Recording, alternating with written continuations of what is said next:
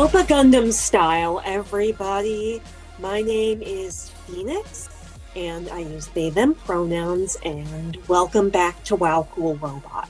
Hi, I'm Max. I use he, him pronouns. And as mentioned, this is WoW Cool Robot. We're fucking back at it. I don't have to plan a fucking Yu-Gi-Oh! Tournament anymore. I'm free. Again. Time to eat some cereal and check on my favorite lighthearted Gundam show. Uh-oh! Yeah. I mean, things have been kind of getting a bit chaotic in my life, so I have been a bit thankful for having the break. Mm-hmm. Yeah, we're back at it. We're here to bring some pristine vibes to this increasingly dark television anime TV show. Yeah. It's fucking... I will say, so we're recording this like a little bit late. Episode 20 has been released as of this point.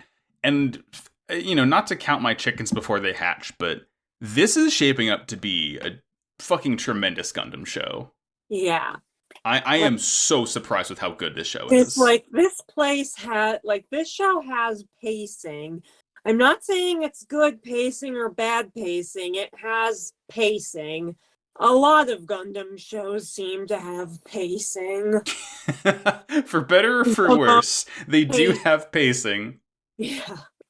And it's like fairly consistent, even like as far back as like Char's counterattack. Like that movie has pacing. Oh, Jesus Christ, does it ever?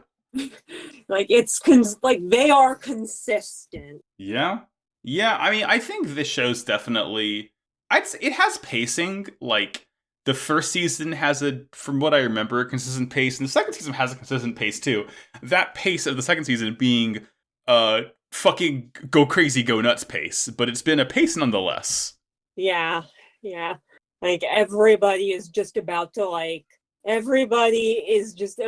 say it's Gunding time and then just Gunding all over the place and just like all over the place. Mm-hmm. Well, speaking of Gunding all over the place, what was my stupid segue? Speaking of Gunding all over myself, this is Mobile Suit Gundam The Witcher Mercury, episode 17, Precious Things. Prospera convinces Miorine to run for president of the Benneret Group, making Miorine believe that the best thing for Suletta would be for her not to have to worry about being anyone's tool. For this purpose, she comes to Guel with a proposal. Defeat Suletta in a duel and give Miorine the support of the Jeturk group. Then, when Miorine is president, she'll make sure Guel doesn't lose any more of his precious things. She tells Suletta that, for her upcoming birthday, she wants a duel between Guel and Suletta.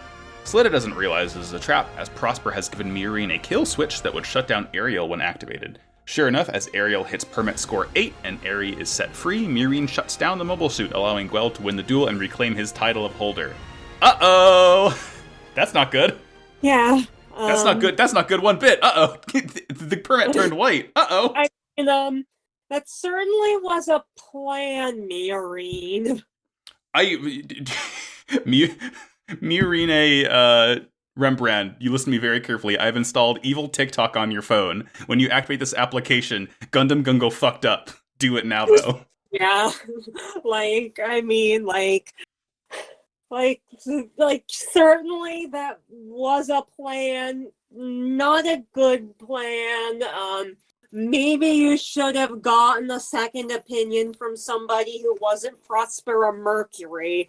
It is so astounding how obviously Prospera is playing every side imaginable in this in this whole scenario.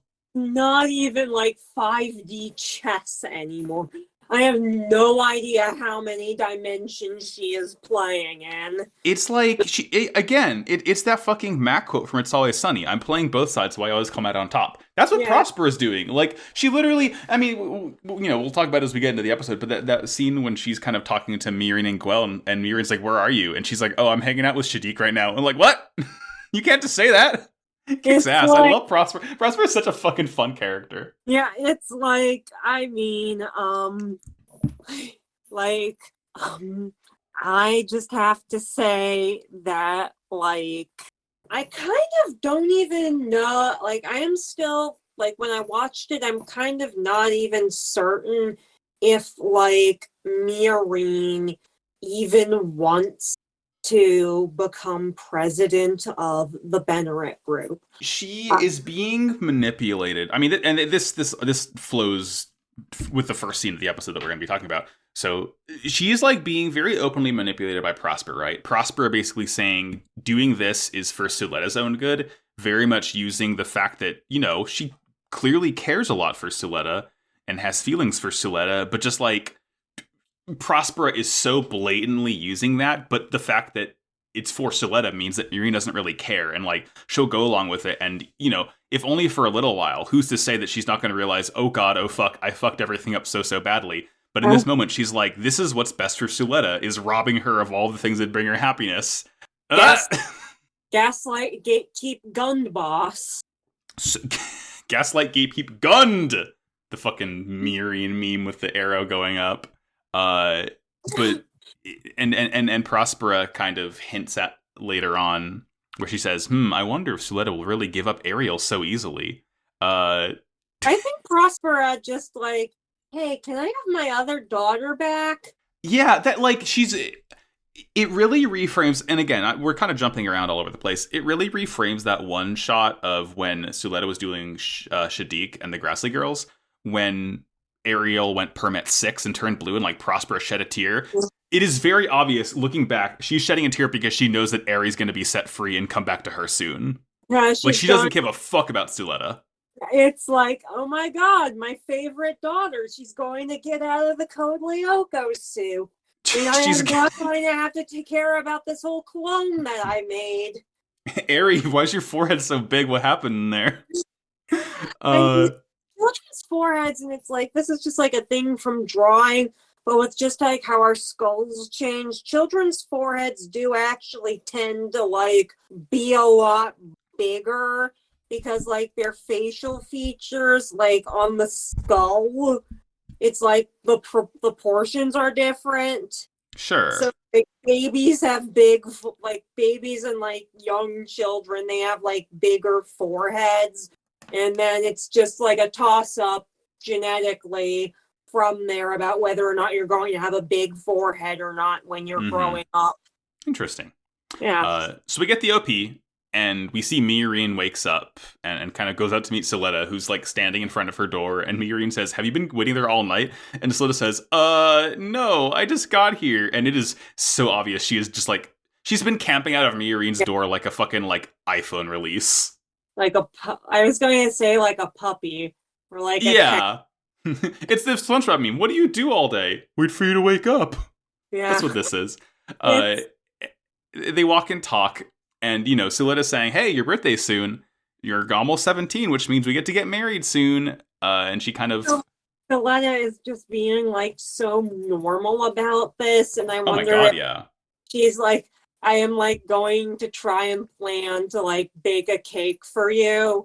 Yeah, and it's I sweet. have no idea how well that would go because I have no idea if Suletta Mercury is somebody who should be trusted in the kitchen. I will say, I think if you asked me at the beginning of the show, I would say no. But now I would say yes, because I mean, we've seen how she takes care of the greenhouse and is so devoted to her bucket list. I think she could do a pretty good job baking now.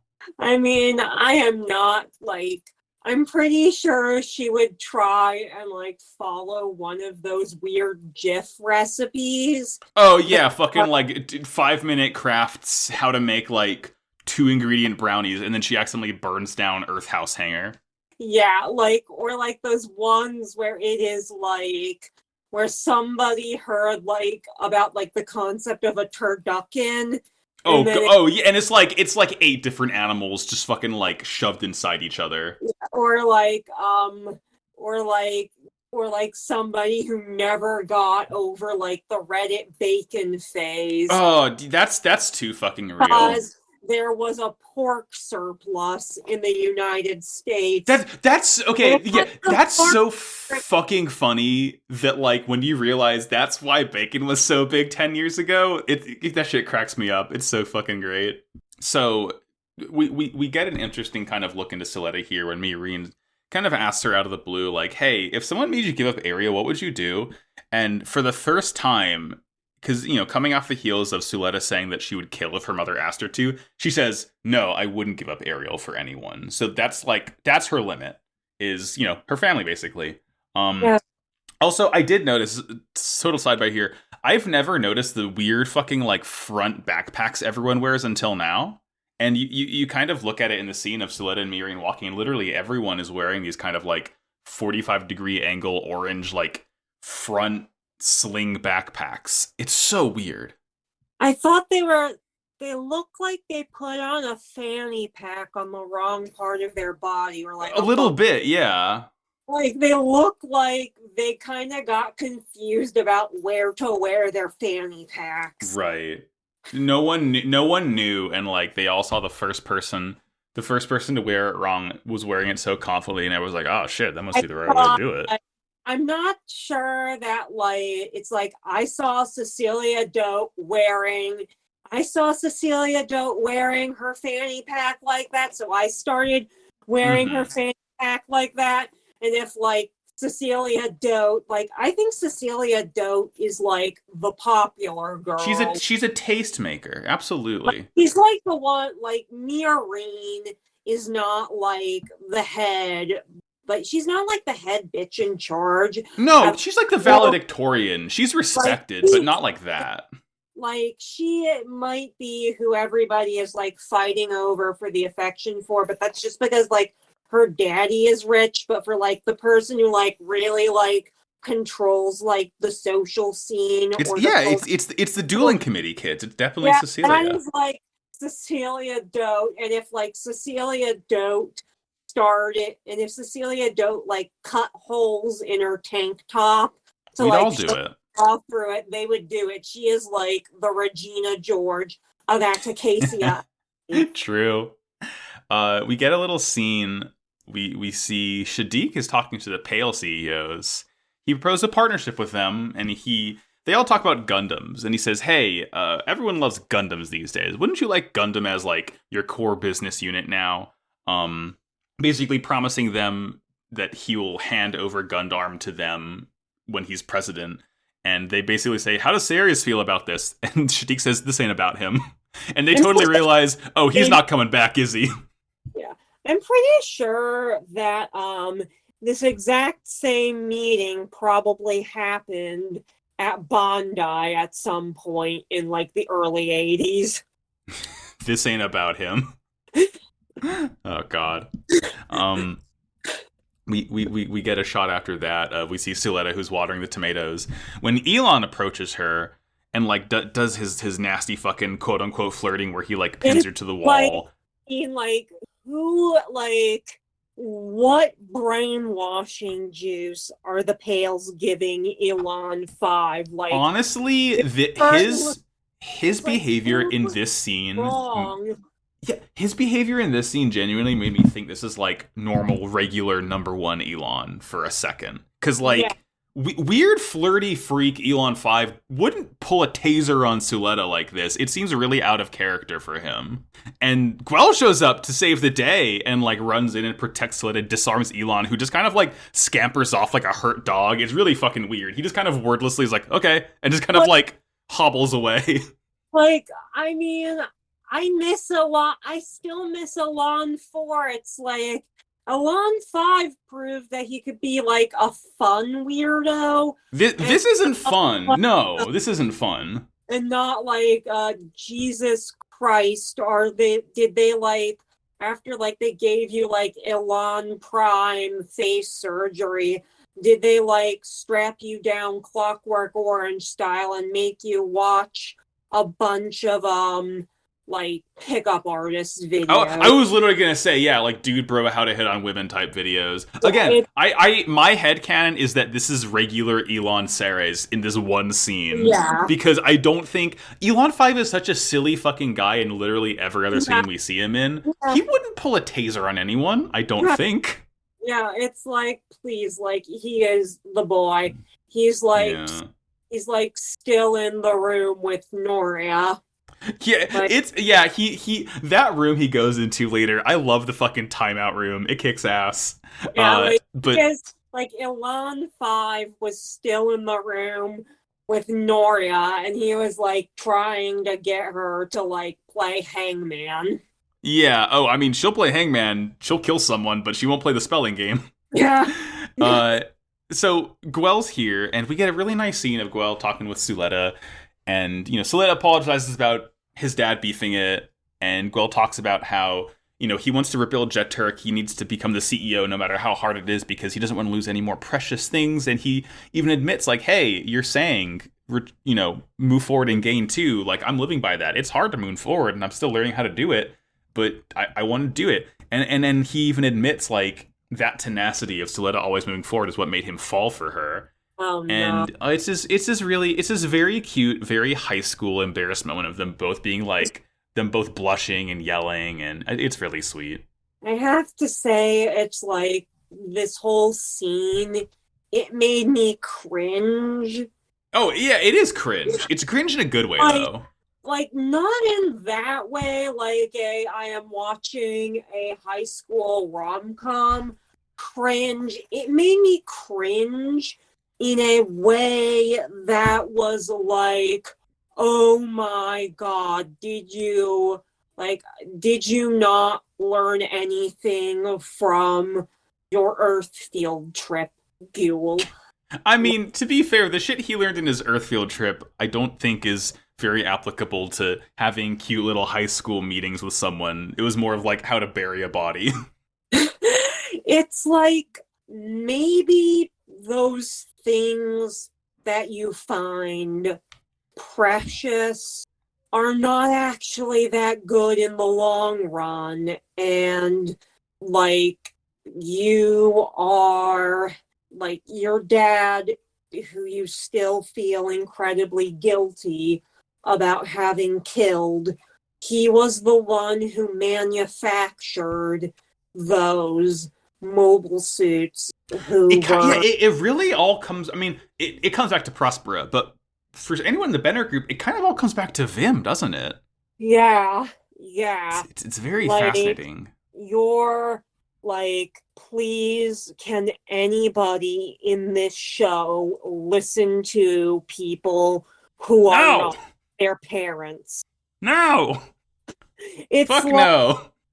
Like, we have Mireen just like going full Gundboss mode, and we have Ghoul like not really really just wanting to earn the respect of his dead father, who it seemed like he hated him.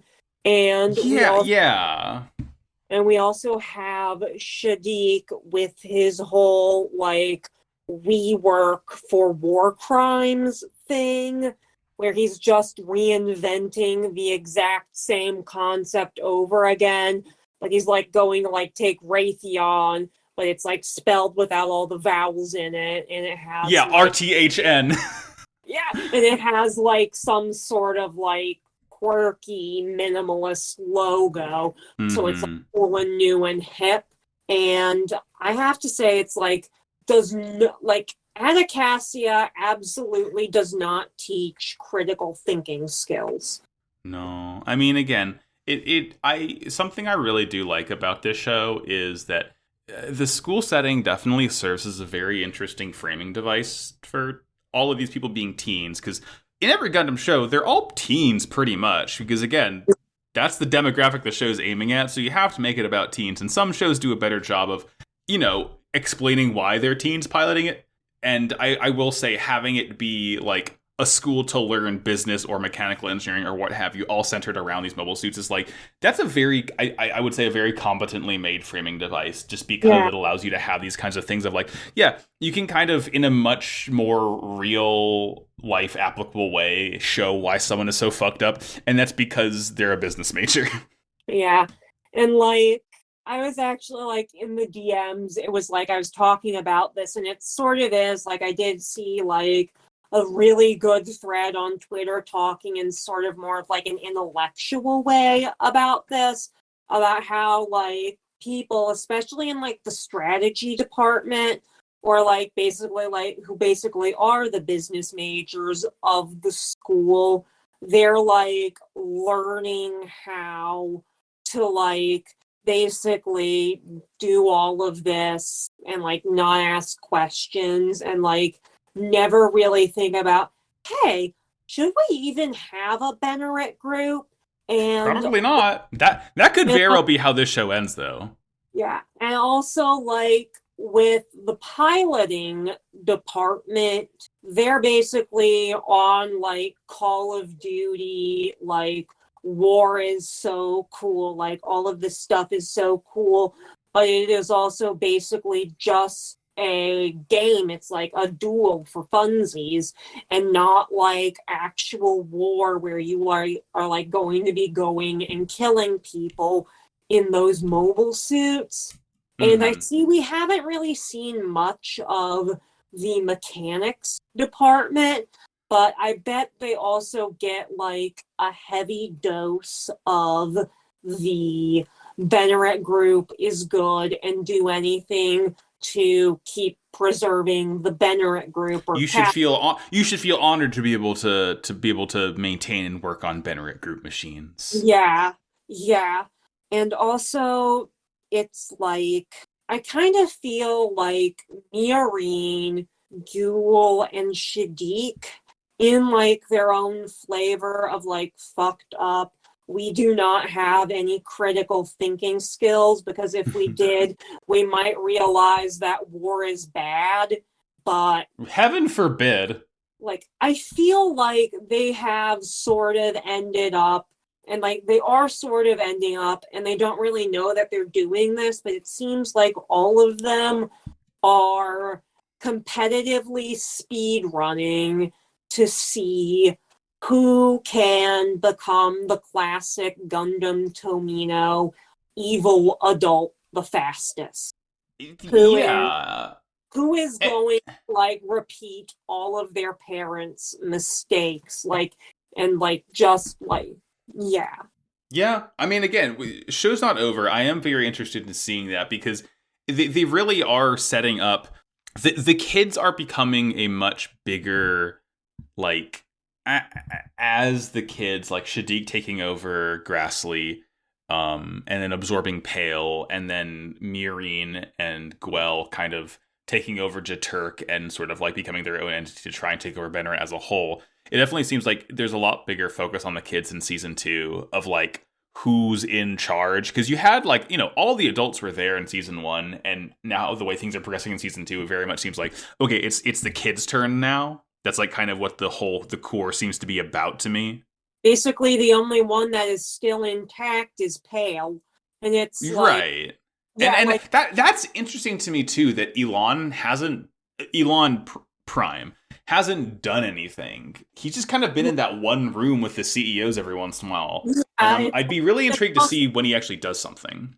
Yeah, he is also, like, he did sneak out to go and try and tase Soletta, though. Mm-hmm. Yeah, again, I'm certain that was him and not Elon 5.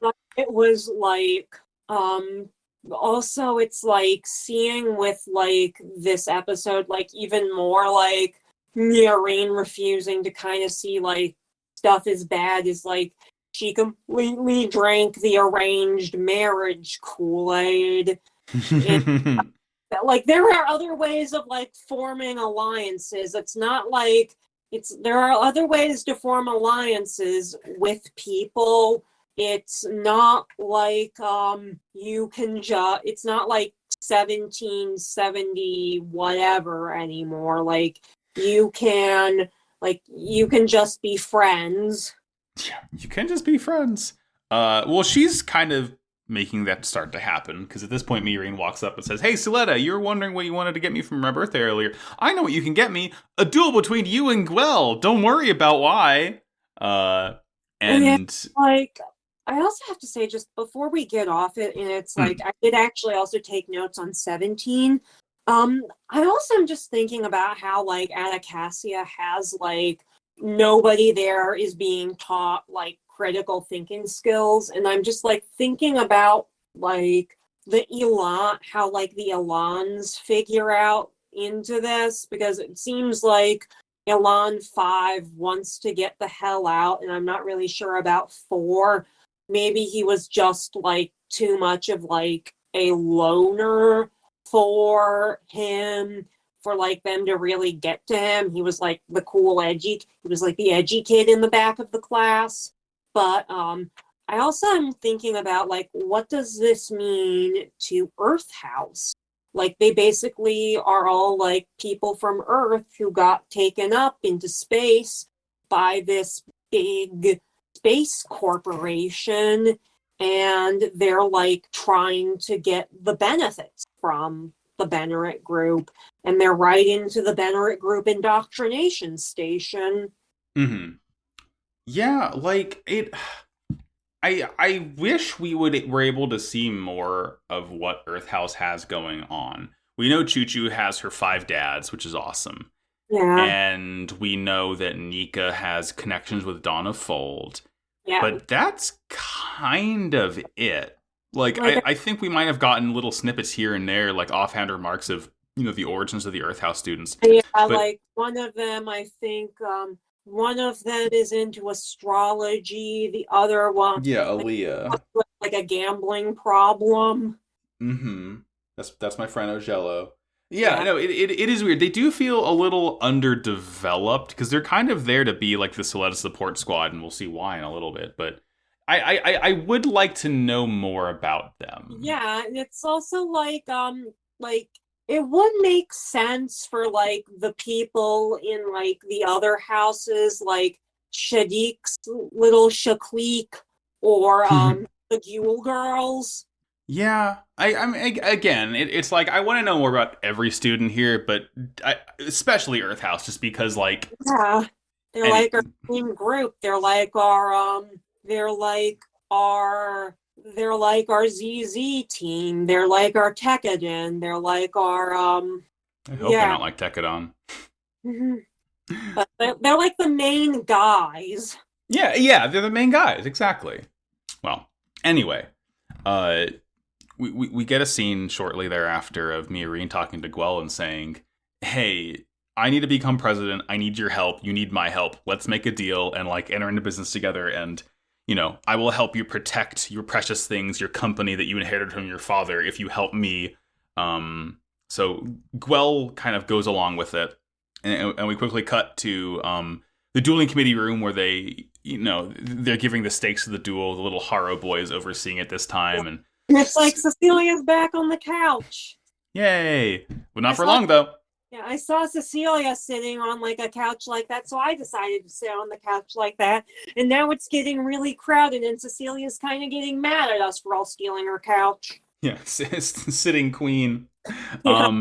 Suletta's stakes are that she just wants Guel to help her stop all the bullying that Earth House is getting, which is a really noble goal. And then Guel says, "I want Ariel if I win."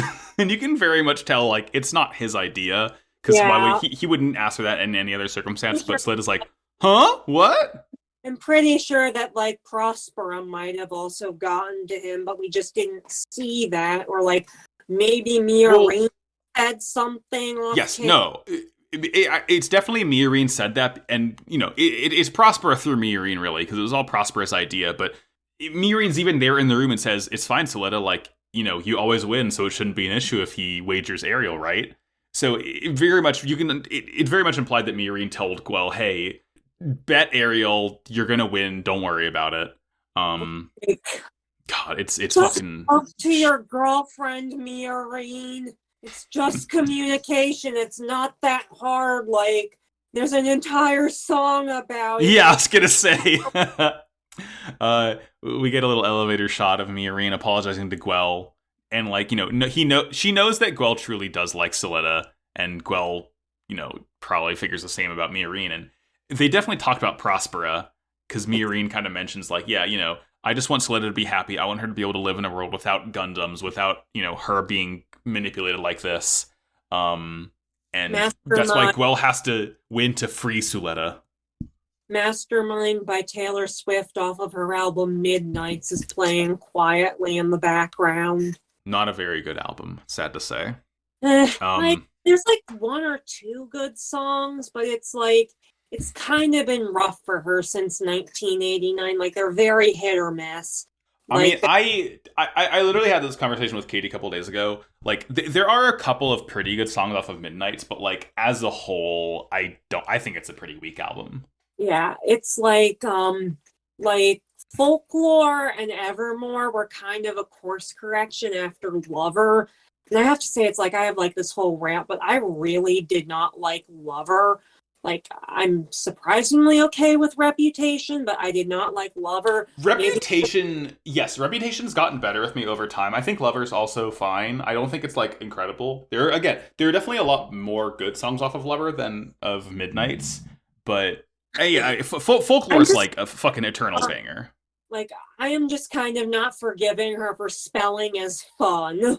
God. I mean, it's like Reputation was like camp because we are having Taylor Swift do like an evil fucked up arc, and I am actually kind of amazing that she didn't go and like put on a mask during that tour and Jesus. like well, that's fine because it wasn't her. The old Taylor died, remember? Yeah, it's like I mean, like, total, like, I'm kind of amazed that she didn't have a Char arc during that era. A shark. A shark. Well, hey, in the same vein of reinventing yourself, Guel does give himself a haircut. Mistake. He got rid of the mullet. Everybody's plans here are bad. Literally, it's so funny. Everybody's making just the worst choice possible all the time.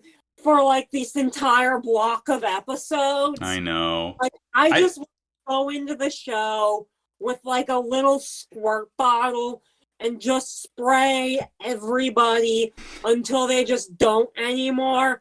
Along you are safe. Yeah. God. So we're getting ready to the duel. Suletta goes to talk to her mom. And she says, look, Mirin installed a cool, evil TikTok app on my phone. It has heats and cold on it. Our cute keychains. And it's like, it's so fucking funny. Lying to her face. Walking to it. And it's like, she's just doing that to her daughter. She clearly cares a lot less about her than about the other one, as we'll find out. I mean, like, this is sort of like, she obviously has a favorite child, and in, like, the terms of, like, Gundam parents having an obvious favorite child, I am kind of just thinking back to first with Degwin, and I think it was actually and, like, this is just, like, complete headcanon, but it was, like, completely obvious that Garma was his favorite child. Oh, yeah. I mean, it in a creepy way, almost, yeah. But yeah, Guel shows his new haircut off. Everyone is rooting for him. We learn Petra got with Lauda finally. The Darabald has even bigger shoulders now. Honestly, I thought that Lauda was going to get the Darabald. Like, that was one of my predictions. Yeah, he doesn't seem to be piloting a suit anymore. He's just kind of chilling. I actually have to say I just really love that big, ugly pink monster. Mm-hmm. But I have to say, it kind of does make sense for Ghoul to be using it. And he is, like, using the AI to kind of, like, fight for him. Because he is still shooketh from killing his own dad. Yeah, he's still fucked up. He's fucked up from killing his own dad and the Earth Arc. And he very nearly, like, pukes getting in the suit. Yeah. Just like, oh shit, oh fuck, it's all so terribly real. Like, these people are, like, cheering me on. And it's like, I had a whole Zuko alone, but I still came back here. Bob alone. Yeah. We see a quick shot of Elon who's made it to the timeout room with Nika and Noria, saying he's like a fugitive from Pale now and they don't need him anymore, so he's just chilling there. And it's like, okay, like, we already used the air fryer. How about let's break out the dehydrator and the ice cream maker. Yeah. I mean, Noria does also just try and fucking stab him with her number 2 pencil. And she says such a fucking biting line of, why don't you just get in a Gundam and die already? Just as a way to, like, saying fuck off. I also love, like, he's in love with an emo girl. I love, like, her goth, like... Yeah. He has, like, a goth, like, if she had, like, the money and availability, she would be, like, a goth bitch. She's, like, going around, like, drawing dead birds. It's, like, super... Yeah, drawing skulls and shit. Skulls, and it's, like, I love her. She is, like... She rules. Yeah. Like, I love her so much. And yeah, and it's like, I actually have to say, it's like people are like shipping them, and I have to say, I really like Elan 5's Goth GF. He deserves a Goth GF. He does. Yeah. So the duel begins, and it takes Guel a while to kind of like get into it. Keeps on having these awful flashbacks, but they're both like, you know, it's a pretty matched back and forth of them both just kind of like raging against each other and like cutting limbs off and shit. You know, I'm not going to go over like the super details of the duel, but like it's brutal. Yeah, I mean, like the Delonza. I mean, the Delonza's or the Daryl Ball's whole thing is like you're allowed to get your limbs cut off because you have a bunch of extra ones, and he uses that. And I'm just trying to remember, like, there's a guy who's like that. What? There's like a famous like video game guy who's like he has like detachable limbs, and it's like I do. And you like control Rayman? He has like he has like floating hands and feet. It's like I thought it was like from Mega Man. Like I do not know Mega Man, but my dad is a friend. There's like a billion of those like men, and I cannot keep track of all of those robots. And there probably has to be like a guy with like detachable hands that you can like pilot around like little bits. You can hard man. You can shoot your whole fist off with the hard knuckle, I think it's called, but I don't know. That's not like what the Daraball does. That's just like a the Daraball's whole thing is having like extra arms. That's like a classic rocket punch. We've been doing that since the 70s. Yeah, since Mazinger. I not for the life of me remember this guy, or am I just like making up a fake Mega Man guy because I cannot keep track of all the Mega Man guys? A lot of Mega Man out there. Well, let me know if it comes to you. The duel continues. Suletta like kind of takes over the hands for a second as she like goes Permet 6 and begins to close in. And as the duel kind of hits its climax, Ariel hits Permet 8. The Permet glows white this time. The music cuts out. We hear the laughter of children, and we hear a little like music box version of Happy Birthday. I think that Happy Birthday. I thought that Miorine was actually having her birthday, like right then. Like this was like the days before. Like it was like the day before her birthday, and that was like her phone playing her like a little reminder about it, like how Twitter does the balloons on your birthday. And that was like her hearing it. And it was I don't think it's... I am going to pull the fucking plug on this. I don't know. Yeah, I mean, it's just like... It's fitting because, you know, Happy Birthday is always used during tragic moments in the show. And also, it is almost Miorine's birthday. And as Happy Birthday plays... Like the day before. So, Suletta's talking about, you know, as she's like getting ready to deal the killing blow to the Daraball, she talks about how she's ready to buy rings and plan for Miorine's wedding, and it's her birthday and everything. And she's about to shoot Guel down, but we hear Aries' voice say, "I'm sorry," and Miorine presses the evil TikTok button, and Ariel gets shut down, and Guel rushes forward and cuts the horn off, and Suletta loses for the first time. It's like so brutal. She like doesn't understand. Talking about like again, it's like the Taylor Swift references keep coming up with the show. It's like I'm about to like pick up a white dress. Like I can't really talk to your dad right now, but if I would do that. Like we're going to get rings. It's going to be so fun. I made a Pinterest board. how do you feel about Sam? How do you feel about coral pink and teal? Or are you more of a chocolate brown? Yeah. And like as Suletta's just chilling in the cockpit, shaken, Miorine walks up and opens it, and straight up tells Suletta, "I shut Ariel down. I wanted you to lose. This is a trade, and you made a good shield." And then she fucking tosses the cold keychain at Suletta, who's just like freaking the fuck out. You fucking country bumpkin! I bet you listen to like not Taylor Swift. Yeah. The episode, it's like she takes the holder colors away from Suletta's suit, and just the episode ends with Miorine saying, "Goodbye, my Mercurian country bumpkin." Bitch. Fuck. Bitch. It's fucked up. Yeah.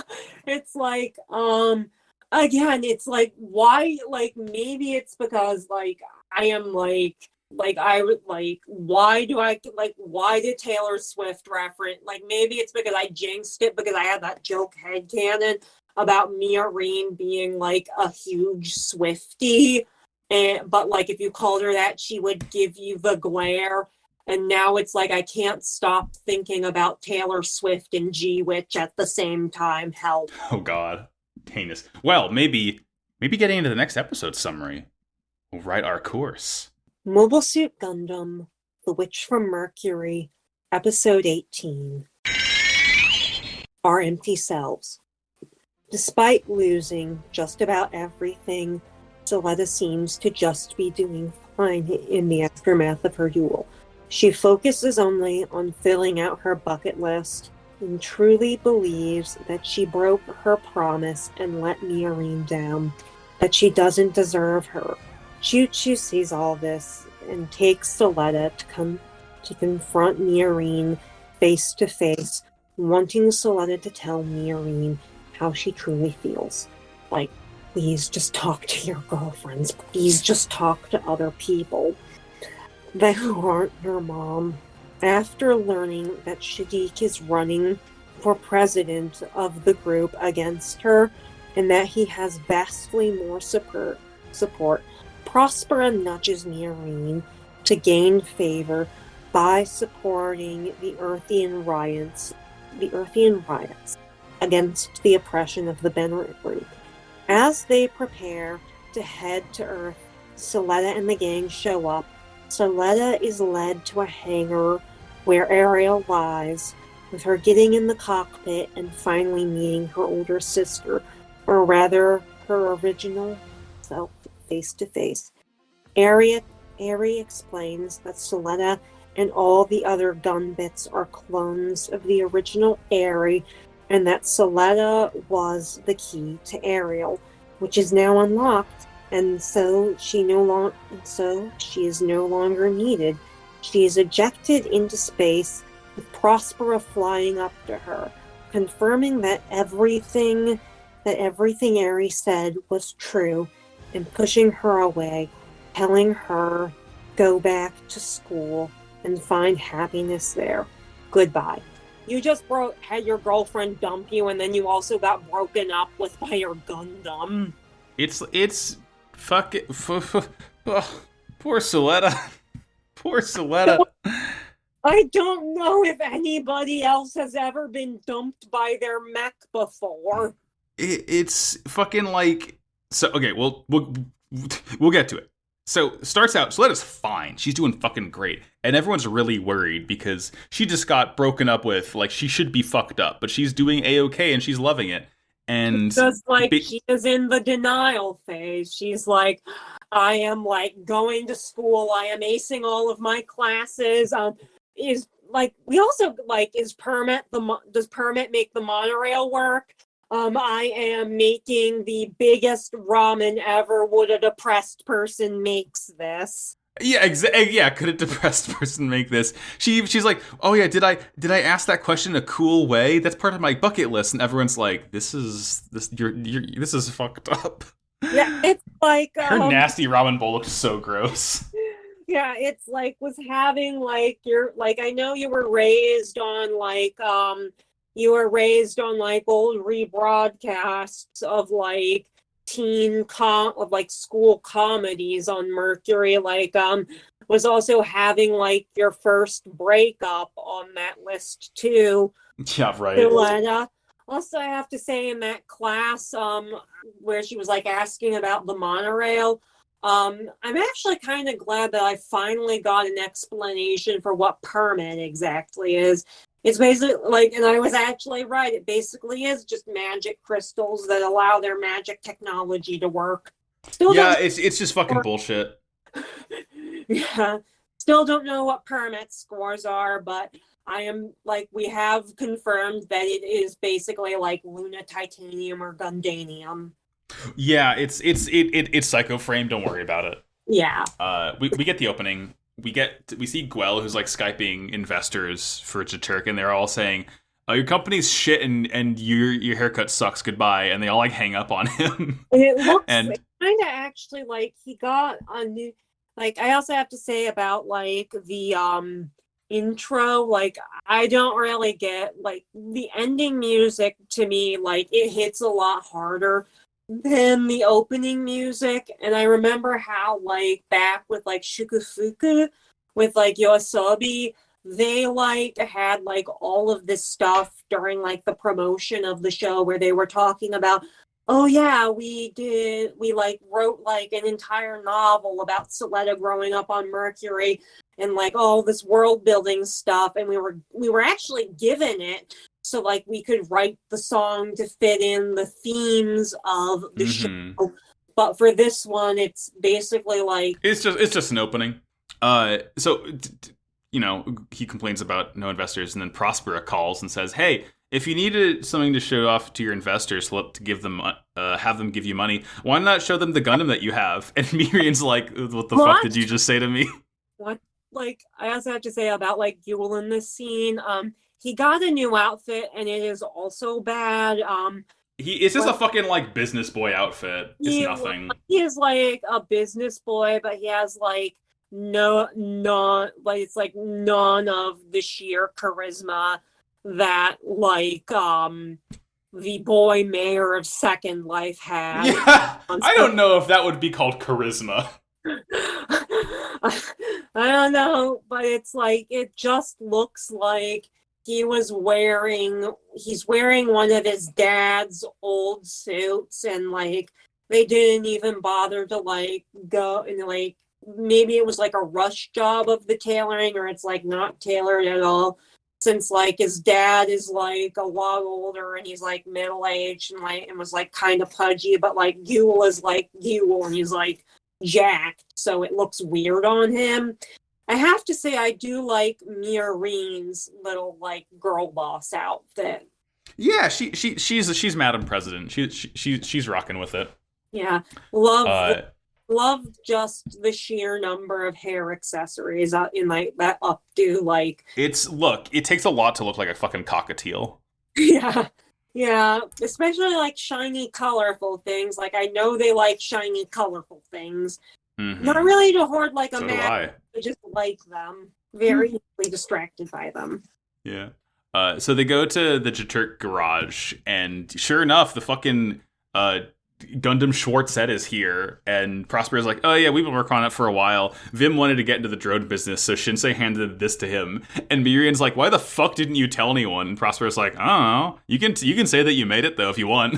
It's like I have to say, like I think the Schwarzette is like very sexy, and I really like the name. It's like Goth Girl, like the Gundam Goth GF. Yeah, I understand the name. It has black in the name. I think it's a little boring color-wise, but I do like its fucking like hockey mask looking face vent. Like I kind of wish that it had more black in its design. Like that would be so cool. It's all gray and black. And it's like, I mean, it's also like the only Gundam that Suletta really still has access to anymore after Prospera goes and like takes her sister and just dumps her in space. So yeah, it's definitely probably implied that that's what she's well, I don't know. I mean, again, she's a regular person. The only reason she was able to pilot Ariel is because Ariel was taken on the fucking data storm, so who knows, maybe she can't pilot a Gundam. But it's like, it is so cool, and it would be kind of like a bit of like an interesting like subversion of like since like this one like this show really loves subverting. Mm. It would be a subversion of like the classic like heroic Gundam if like Soletta comes to Miorine's rescue in the Gundam Goth GF. Yeah, we'll see. Yeah, Prospera says if you guys want clout and you want investors, just say that this is a joint project between Jaturk Industries and Gundam. And Miorine says, but Gundam is for medical technologies only. And Prospera says, I don't fucking care. Do you want money or not? Lie. Like Prospera Mercury, even though like they're not even engaged anymore, she is like playing. She's sticking around, yeah. She is playing the role of like the messy mother-in-law to a T. Like, I kind of wish that like Soletta and Miorine would have stayed engaged, and like Prospera is like following them around while they're doing like all of their wedding planning. Like, I would love to see like the episode of Say Yes to the Dress with Prospera Mercury on it. Mm-hmm. Like, so, and after all this, Miorine's like, hey, where the fuck are you anyway? Why are you Skyping us? And she says, oh, I'm hanging out at Grassley right now.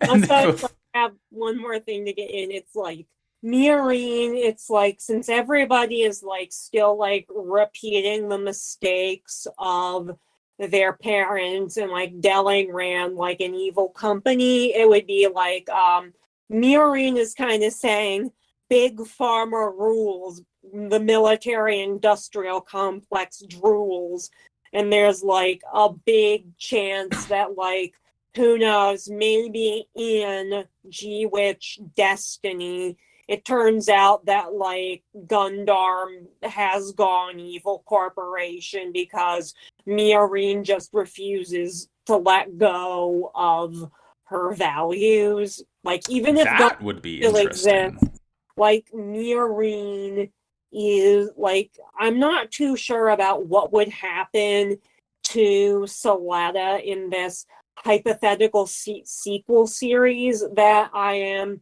pitching yet, but it's like I just had this thought about like, what if Miorine ended up girl bossing too close to the sun?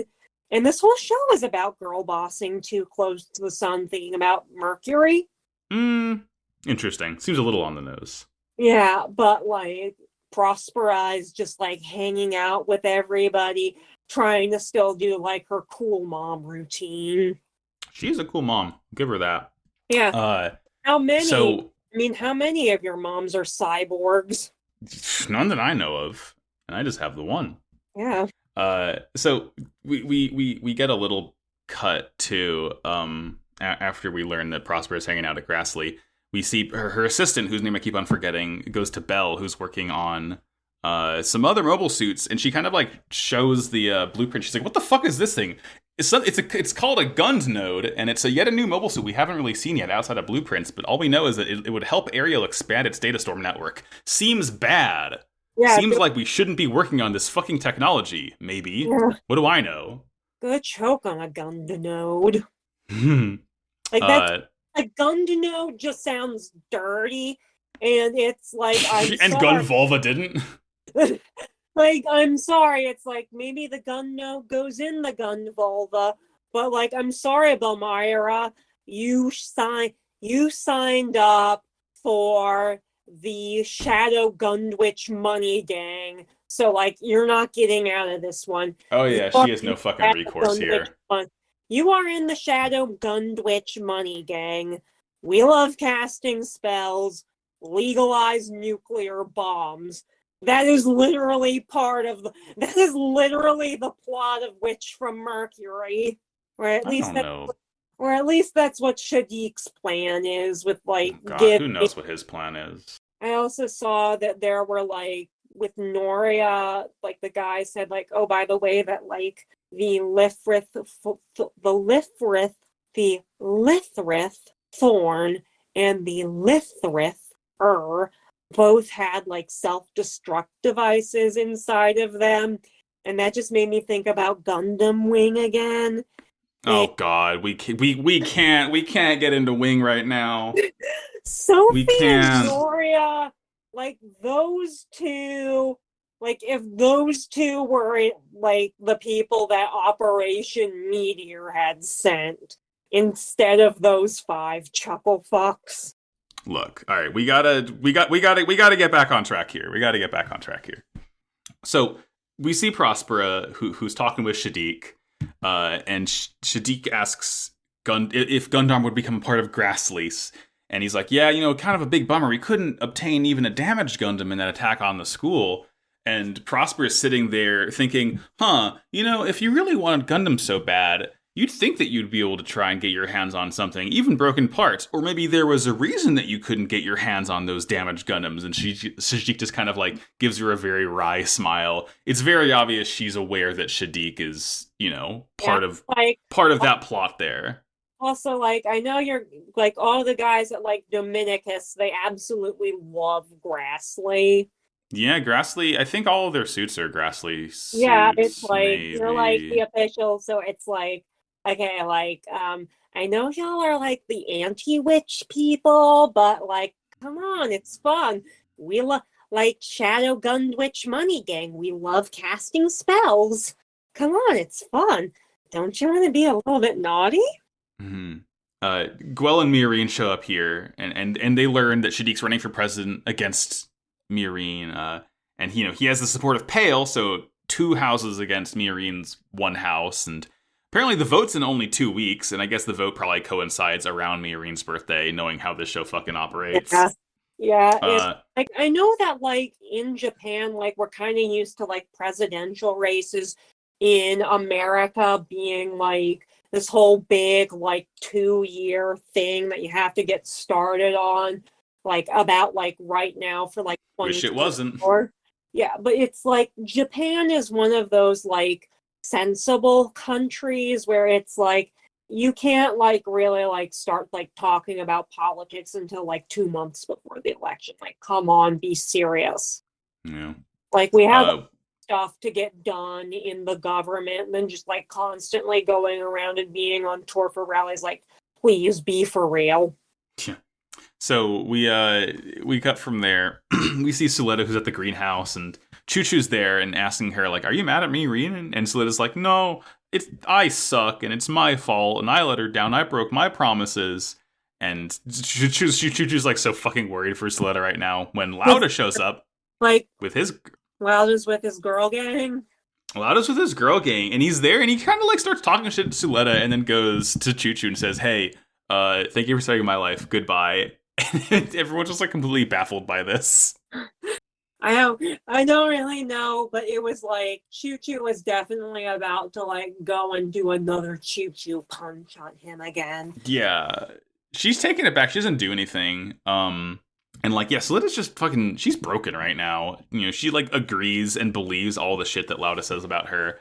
And Choo Choo just kind of, like, flips her around and grabs her by the collar and is like, all right, we're going to talk to Miorine face to fucking face, and you're going to tell her how you feel to her face. It's like, again, like, I do listen to other countries, so, like, okay, like, you've been listening to, like, sad, like, breakup Taylor Swift for, like, so long. I wouldn't really say that currently, like, I wouldn't say that this is, like, a situation that requires Carrie Underwood yet. We're at, like, a Miranda Lambert Mama's Broken Heart situation. Like, fix yourself up and go and, like, talk to your girlfriend. Yeah, that's the goal here. All of Earth House has to go for some reason, except for Martin. They're all, like, getting ready to leave, and they're like, oh, Martin, you're the best of us. You're going to stay behind, and you're going to feed Tico, and you're going to hold down the fort. Thanks, buddy. And he's just like, okay, this sucks. I don't want to do it. I need to see a therapist. He needs to go to confession, which is what happens later. So, as they're getting ready to leave, I think it's Aaliyah says to Choo Choo, like, wow, you're so much, like, calmer now. You used to just punch everything. And Choo Choo she starts talking about how, oh, I learned all this from watching Nika, and I'm so much better now because of Nika. And, like, Martin's doing fucking Arthur Fist in the corner hearing all this shit. It's like, what would Nika do? WWND. He hates it so fucking much. Yeah, it's like, I mean, like, Nika is a good egg. I like her. I like Nika. She wouldn't betray us to terrorists. No one would sell her out. I mean, I think that she did sell them out, but I think she's sorry about it. Yeah, Martin's still working through a couple of things about that. Yeah. So they leave, and they leave Martin. And we cut to Nika in the timeout room, watching Elon trying to, like, connect with Noria. And Nika says, "Hey, Elon, you seem so much different than you were before. What's the deal?" And Elon says, "Oh, I'm like a fucking, like, face swap clone." He just tells them his whole deal, that he's an enhanced person, and he's just, like, fodder to pilot Gundams because the real Elon can't be fucked to do it. Okay, like Rei Ayanami, like, I guess, like, Yeah. like, okay, Rei Ayanami, it's like, yeah. But, like, I bet Elon Prime sucks shit at Gundam piloting. I mean, yeah, it's probably a mix of that, and also he don't want to die, but probably also the former. Or it's he just can't figure it out. All like, it's like Pale just selects like all of their like top people with like Chat GPT or something. God. But Alon and Noria are just arguing, and Noria once again tries to stab him with her pencil, and just like, it's just like, I love this edgy bitch. She fucking hates his guts. And Elon just says, "Hey, let's just be honest with ourselves here. Our lives are so cheap anyway. Why not talk about our whole deal? Why not die? Like, why not die? Gundam, like dying in a Gundam would be great. Like, wouldn't I'd love to do it? Like, I mean, like, to die by your side. What a heavenly way to die. Please, oh, God. Like the only Smith song I know, please, like, I am trying to impress you, Goth GF. But the thing is, I only know that one Smith song, please. So we see Shadiq, who's talking to his subordinates at Grassley, and he's just selling off shit. He's doing exactly what he told his dad he would. And he was like, "Please, it's the only way to get my father back." I guess, like, he's doing it under the guise that, like, some Earth organization, Dawn of Fold, whomever, has kidnapped Sirius, and he needs to sell all these things to Earth organizations to get him back. And his plan's working, whatever his plan is, but it's working enough that he has a ton of support. I think like 81% of the voting bloc is going to vote for him as of now. Oh, by the way, the song, it's like Elon is like trying to like impress a girl by saying, like, "Have you ever heard of this song? It's called There's a Light and It Never Goes Out." It's by a band called The Smiths. They're like super obscure. I think you would love it.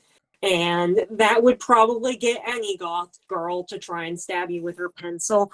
But back to Shadiq's "We Work for War Crimes" rhythm.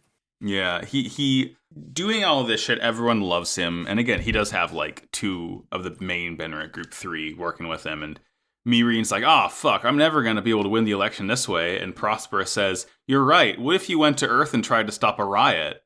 And Mirin's like, "Oh, what if I went to Earth and tried to stop a riot? Fuck yeah, let's go." And it's like with like Shadiq's like Shadiq battery, it's like the space, like he actually is also calling the space, what's the name of the space cops? Oh, in this? Yeah, like fucking like the Galactic Alliance or something. Like the space something group, like Feng Zheng is with them. Like space, like he is also like, "Hey Felsi, like go and call the space cops to try and find my dad." Mm-hmm. Like, please find poor Sirius. He's 200 years old. He needs his fucking vitamins. And it's like, no, I have never listened to a single true crime podcast. Yes, this plan is definitely going to work. Yeah, I mean, he's absolutely still chilling. He's not he's just pretend to look for a dear father, while Mirin actually tries to get stuff done. However misguided that is, because, you know, she's going down to stop these riots and to gain favor that way. And Prosper says, "Well, you can go down there, but they're not going to listen to you without a show of force." And Mirin says, "You're right. Let's bring Ariel. That's my idea. I wasn't fucking tilted this way by any outside force." It's not good that she's going to be doing that, I don't imagine. We'll find out next week. But think that I kind of think this plan is bad, and like the people of Earth, they do not want this. They want like the Benneret group to stop oppressing yeah, fucking everything that Prospera suggests people to do ends up and making it's like everything so everybody much worse. It's comical. listening to her, I and gotta stop listening to her. like it's like Miorine is again like, I am sorry for bringing up Gundam Wing again. It's my favorite Gundam. I have to say, it's like your Elena. It needs like your Elena impression needs a lot of work. Like this is not this. No, how like you are like there to like advocate for like the people who are like bombing them, to like just go and just do like something like, hey, we're going to like build a factory and y'all are going to get jobs. But like, how about instead of like Earth likes the Benneret group, how about no Benneret group? How about again? I think that's where the show might be headed, but we'll certainly see. We get a little scene here of Lauda walking through the halls, and he hears people just kind of like talking shit about him, saying like, "Oh, it sucked when Lauda was in charge. I'm so glad Guel's back." And then like the camera pans to the side, and we see that like Lauda's grown a fucking mullet to be like Guel, which is just so fucking silly to me. Like he is like in his feelings. He is like the one who's like listening to like sad music now. Mm-hmm. He is like who knows, maybe he will become Felsi, or Petra. He'll become Petra's goth BF. Mm-hmm. We go from there. We see Belle, who gets approached by Feng Jun. Is like, "Hey, where's Hangar 78 or whatever the fuck?" And Belle's like, "Hangar 78? That's..." And Feng Jun finishes her sentence saying, "Yeah, that's the one that you fucks at Shinsei always use. Hi, Yeah. I'm the space cop. I'd like a word, please." It's like, hello, FBI. Yeah, I'm with the FBI. Yeah. And then Martin has like her like little badge, and like I remember seeing like back when like this episode was new, somebody like photoshopped it with like somebody, like I think it was like some joke from The Simpsons about somebody who had like a funny FBI badge, and she's like, "Yeah, I'm from the FBI," and it's like, don't start talking to me, lady. You are like, don't talk to me like you didn't shove a kid in a giant microwave. Like, come on. Yeah, you baked that boy. Yeah, like like not so easy bake. Like, come on, like we need to be. We go from there, and we see Martin, who this scene fucking baffled me. Why does this school have a fucking Haro confessional booth? What's the deal? Take me to Hurch. Haro. Why does it have the same black with kind of rainbow line patterning that makes it look like the fucking Count Bleck's castle from Super Paper Mario? What's the deal? Why is this? Who thought of this? Count Bleck. He did an attack where he was like controlling his hands because he were like little paper bits that flew around. Like a lot of those guys in Paper Mario did that. I just remembered. There's I know Cortez does that in Paper Mario 1000 Year Door. Anyway, fucking Martin is confessing to this Haro about, you know, selling Nika out, and fucking Cecilia opens the panel and says, "You dirty fucking rat." Like, what? you can go there? I want to go to the Haro confessional booth so bad. Like, take me to Hurch. Take me to Haro Church. Yeah. God. And it's again, I think it might not really be like a confessional.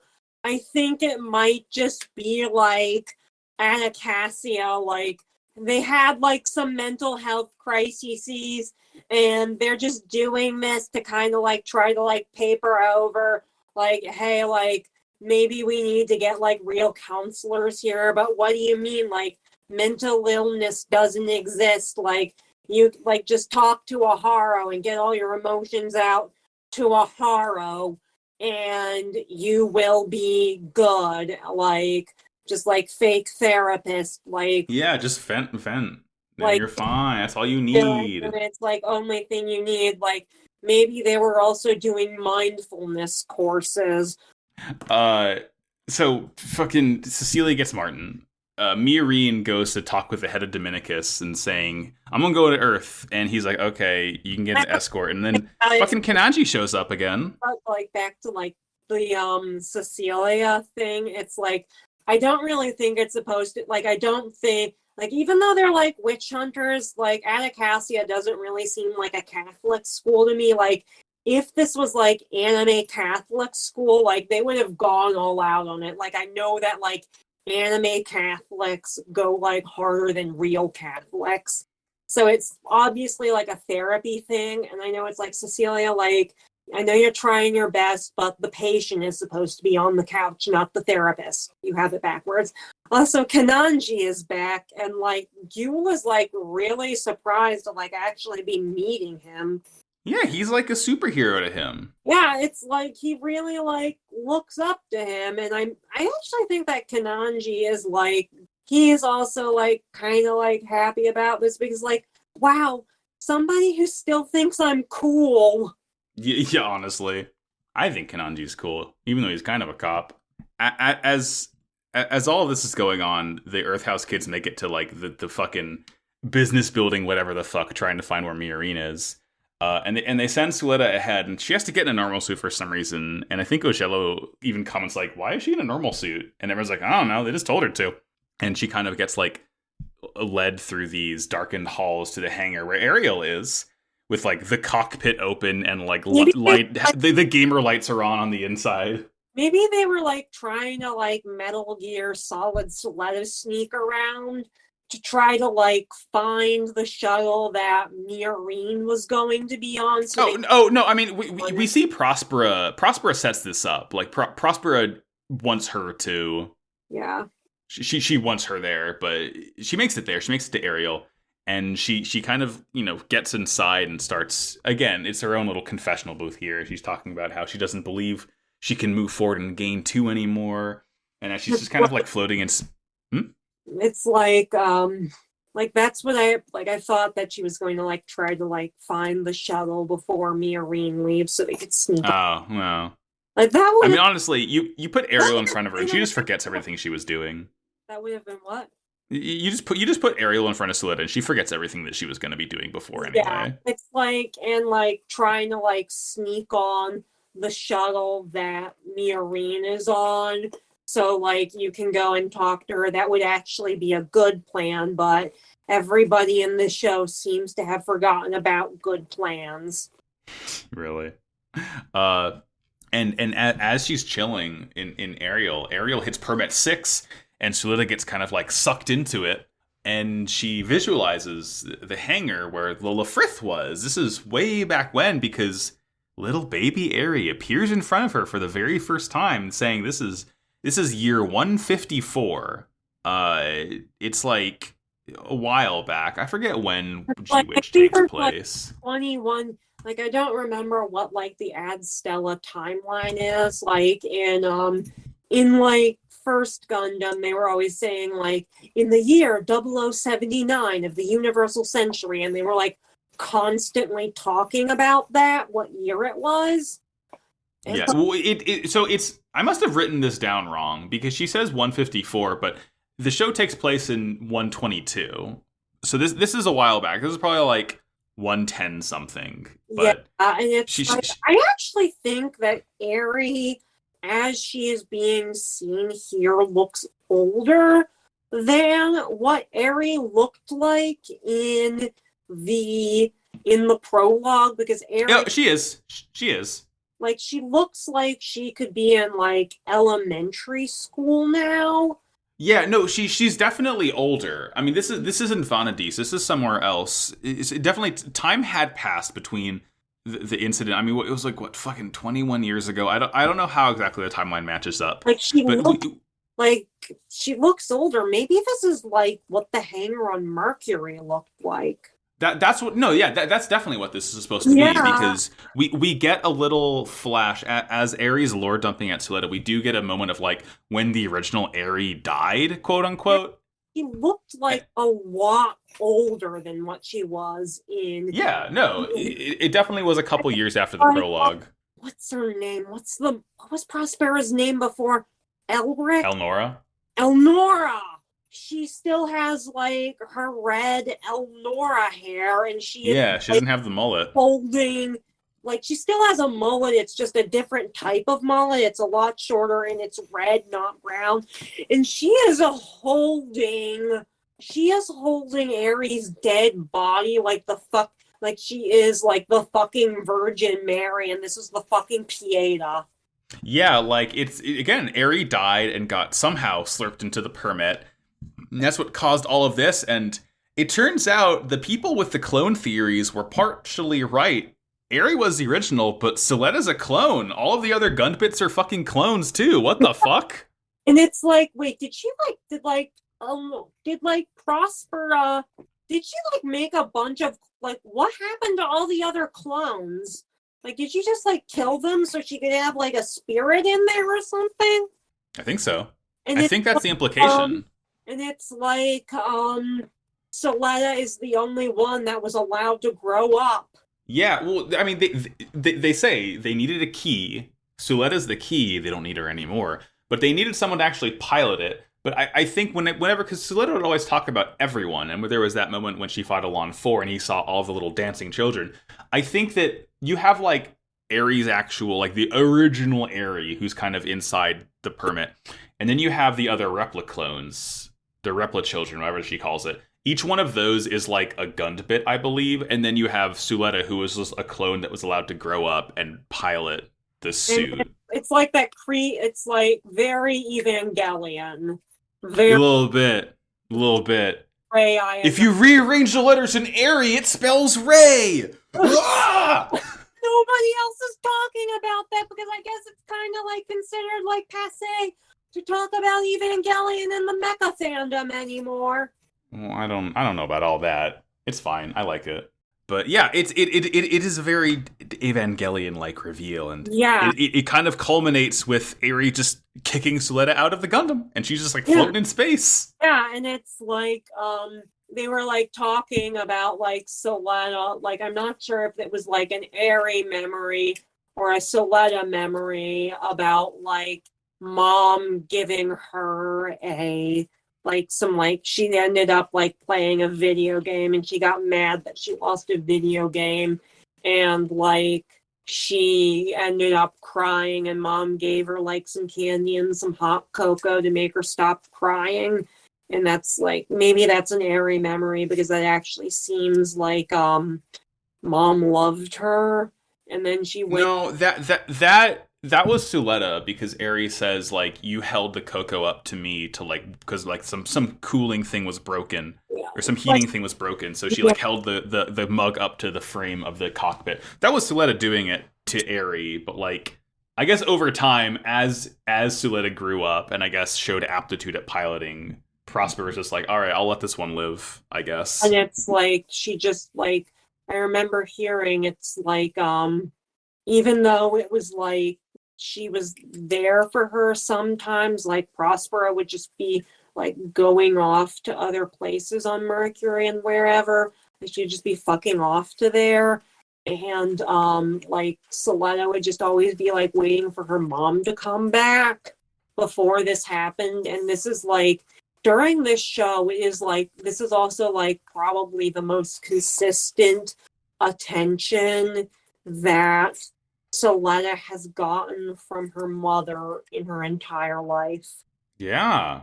Like, fucked up. Prospera wasn't like constantly there, like tinkering around, like all mad science-y to like brainwash her. Like, again, I said that like some of this, it seems like, I don't think that move forward is like a sleeper agent activation phrase or anything like that.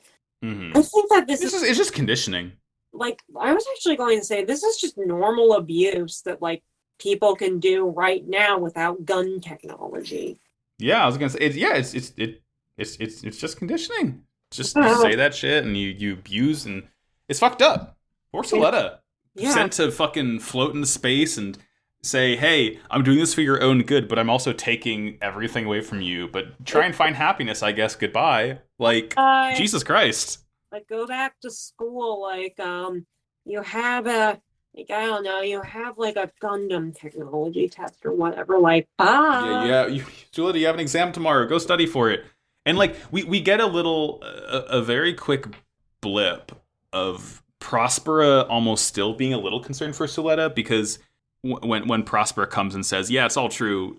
You're a clone, and I don't need you anymore. Go back to school." Like she gets in the cockpit and she even like asks Aerie. She's like, "Hey, are you sure we can't bring her with us?" And then Aerie kind of like blink blonks in her head, and she says, "Yeah, you're right. Like she needs to find happiness without this." Like, can like Prospera can see the creepy children of the Cavern Gunbit babies. I don't know. I mean, I don't know. It's a good question. Like, I'm not sure, but like I know that like that mask maybe gives her like the opinion to like know that is there, but I have no idea like just how much communication they have because it kind of seems like maybe like they don't like talk really, and it's just like Aries also being neglected by her mother just to keep her like an 8-year-old forever. Right. Yeah. I mean, Aerie's quote unquote free, but she still is very much just like kind of a soul untethered.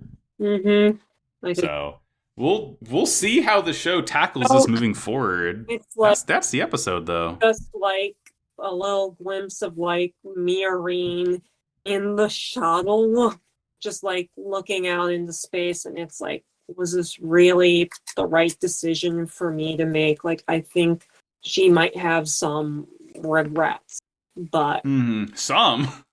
I think she has like, I mean, like some can be ambiguous, but she's just like looking out the window. It's like, huh, a meteor, and it's like Suletta got dumped.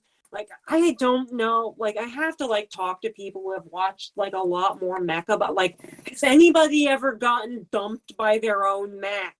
Yeah, shoved out into space unceremoniously.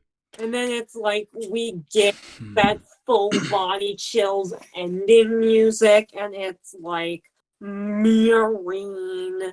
It's like Miorine cool eye too. Like, pretty sad.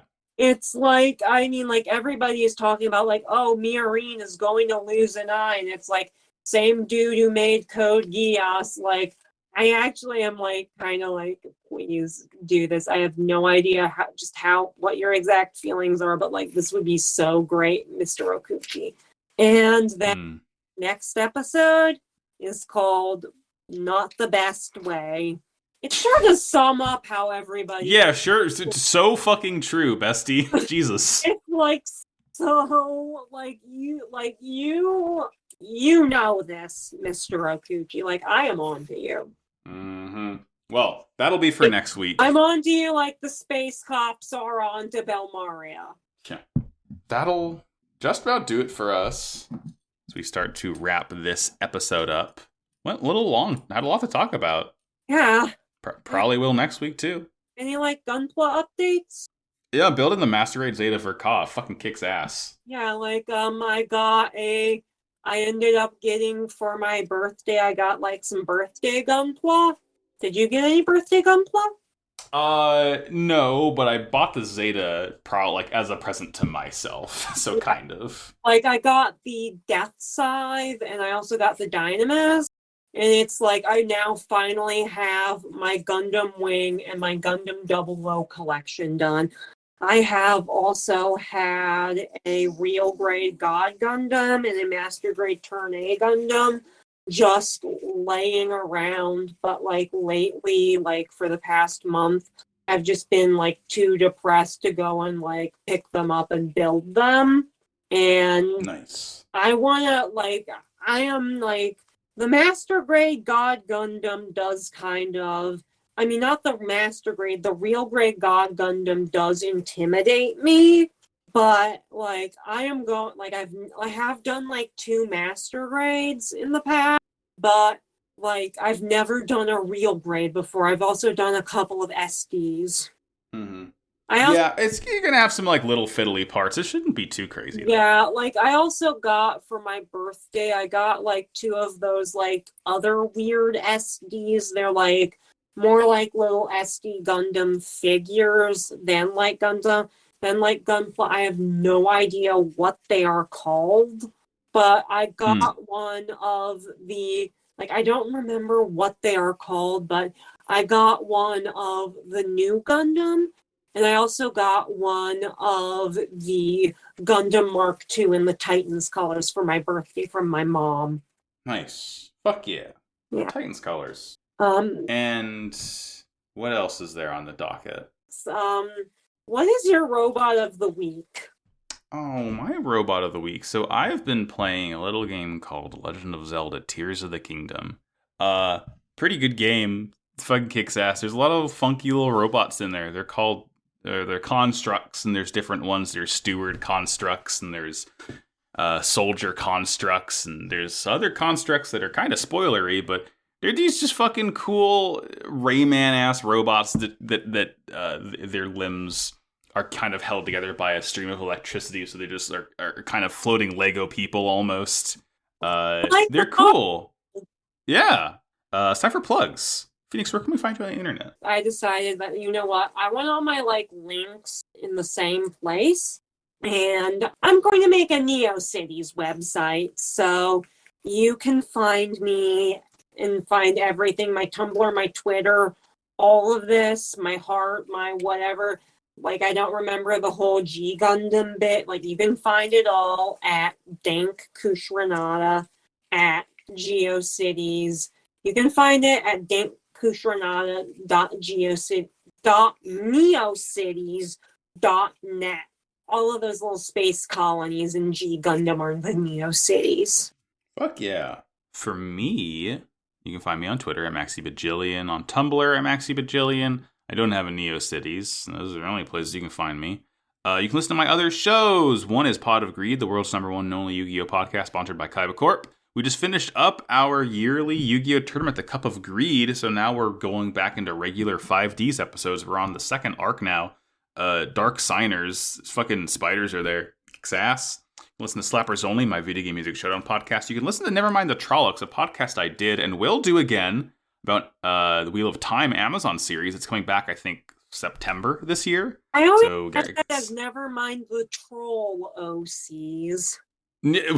You are not the first to make that joke. This podcast is on Twitter at WowCoolPodcast. Discord links are in the Twitter header and episode descriptions. This show is on the Noise Space Network. Go to noisepace.xyz to find this, all my other shows, many, many more. 2023, I've been saying it, folks. It's the year of the podcast. And to close, as we always say, war is bad. Let's go, lesbians, gun witch, money gang. We love casting spells.